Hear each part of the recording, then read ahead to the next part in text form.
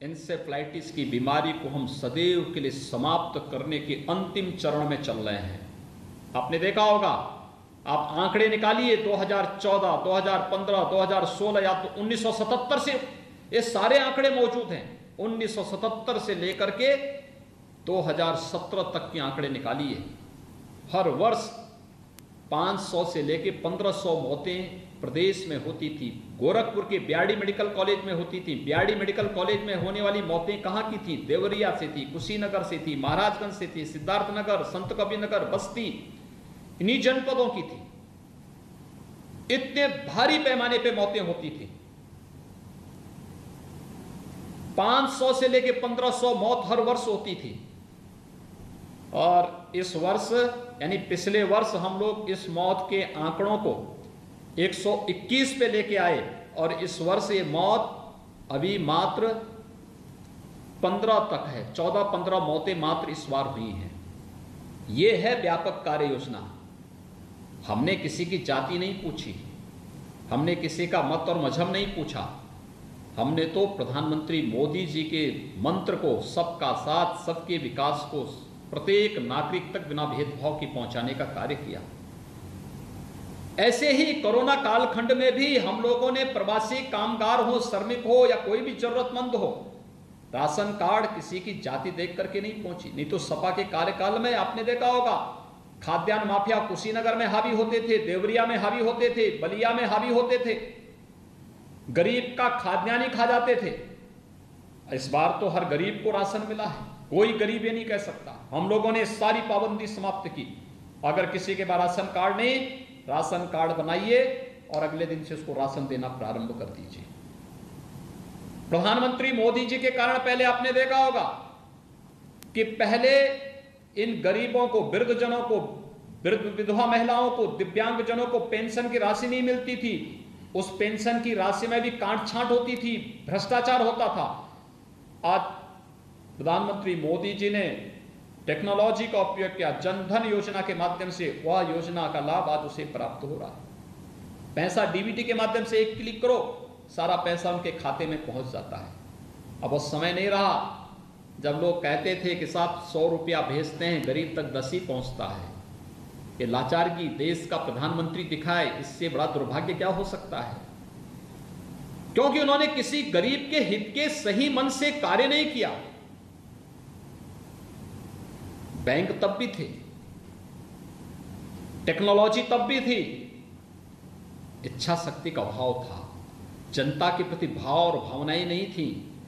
लेकिन प्रधानमंत्री मोदी जी ने करके दिखा दिया। आज तो देवरिया जनपद का कोई भी गरीब, वह गोरखपुर में हो, पूर्वी उत्तर प्रदेश में हो, लखनऊ में हो, दिल्ली हो, मुंबई हो, कहीं भी रहता हो, अगर उसका राशन कार्ड देवरिया में बना है, अपने उस राशन कार्ड से वो देश के अंदर कहीं भी राशन ले सकता है। नेशनल पोर्टेबिलिटी की सुविधा उपलब्ध करा दी गई है। यह है सरकार की कार्य पद्धति।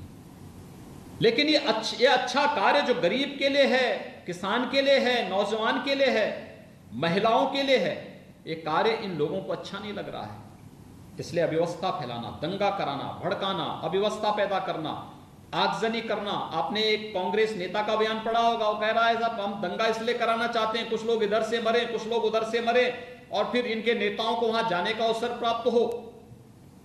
इससे निकृष्ट सोच और क्या हो सकती है? देश के लिए, समाज के लिए इस प्रकार की सोच एक खतरनाक सोच है। ये खतरनाक सोच इनके डीएनए का पार्ट बन चुका है और जनता इसीलिए इस खतरनाक सोच को समाप्त करने के लिए इनको सत्ता से बेदखल की है। ये चीज बताने की आवश्यकता है लोगों को। ये वही देवरिया जनपद है जिस देवरिया जनपद को कभी चीनी का कटोरा कहा जाता था। कहां चली गई वहां की चीनी मिलें? क्यों बंद हो गई? कौन है बंद करने वाले? कौन है बेचने वाले? वहां के किसानों के आजीविका का आधार बनने वाली इन चीनी मिलों को बंद करने वाले लोग कौन हैं? इन चेहरों को पहचानने की आवश्यकता है। वहां का एक एक कस्बा, गौरी बाजार हो, देवरिया हो,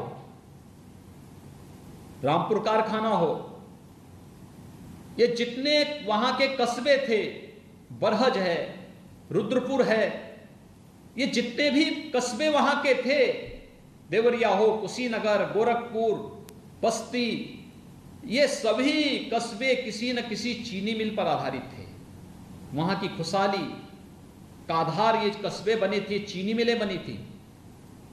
लेकिन पिछली सरकारों ने एक एक करके औने पौने दाम पर इन चीनी मिलों को बेचना प्रारंभ किया।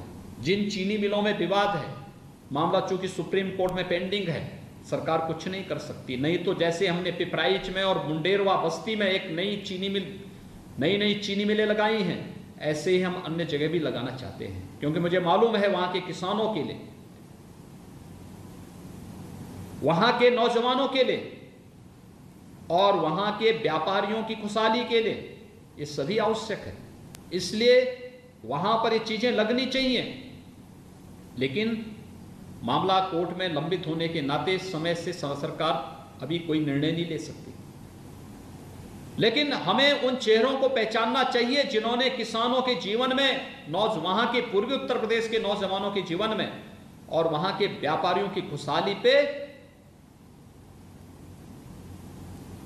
इस प्रकार की साजिशें करके चीनी मिलों को बंद करके औने पौने दाम पर बेचने का कार्य किया था। आज देवरिया में हम लोगों ने एक मेडिकल कॉलेज दिया है। याद करिए, देवरिया के बारे में कोई सोचता था कि देवरिया में मेडिकल कॉलेज स्थापित होगा? भाइयों बहनों, इसी को सोचने की आवश्यकता है।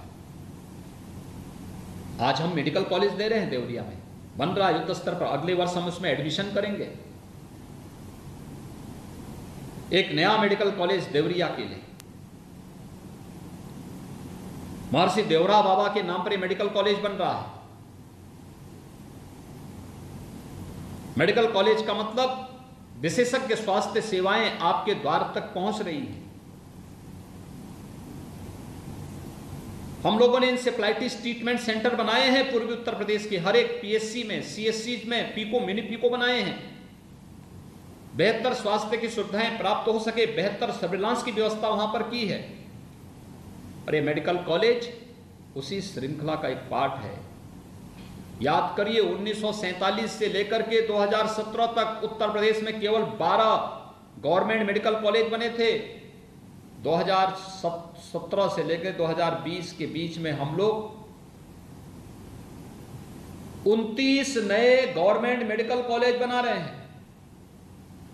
यानी 70 वर्षों में बनते हैं मात्र 12 और 3 वर्ष में बनते हैं 29।